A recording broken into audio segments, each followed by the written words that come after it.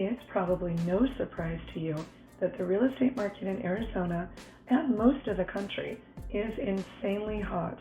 We're seeing buyers and sellers make mistakes in this market and want to use this month's market update to educate you on some issues regarding the real estate transaction you may not know.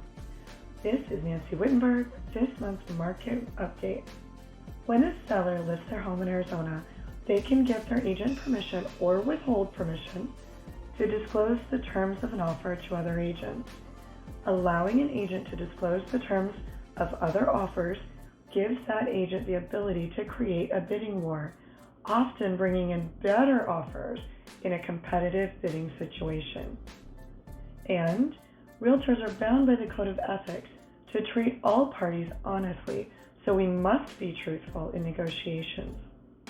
Complicating matters in Arizona, dual representation is permitted, allowing a broker to represent both the buyer and the seller in the transaction. If an agent receives an offer from another agent in the same brokerage, however, laws of dual representation limit the agent on disclosure, since we must protect the interests of both parties of the contract. Some buyers these days are going straight to the listing agent, hoping to garner an advantage in negotiations. However, depending on the ethics and integrity of that agent, this could also hurt that buyer when it comes to full representation. Make sure your agent is a trusted advisor.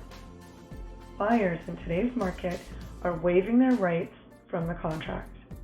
The Arizona Standard Residential Purchase Contract has many protections written in for both buyers and sellers. The standard contract is written as is contract, putting the obligation of due diligence to the buyer. State law requires sellers disclose any material facts that might negatively affect the value of the property.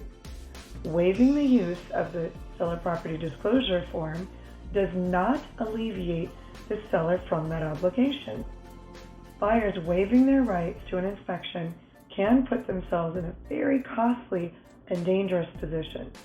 If a buyer is looking for ways to compete, they could waive lines 273 to 284 of the contract, still allowing them to inspect the property, but retaining the right to cancel if something unacceptable comes up, but letting the seller know the buyer will not ask for repairs following the inspection.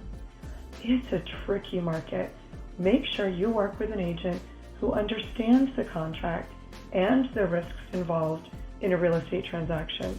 Make sure you work with a trusted advisor like me, Nancy Wittenberg with Coldwell Banker Realty, your dedicated home advocate.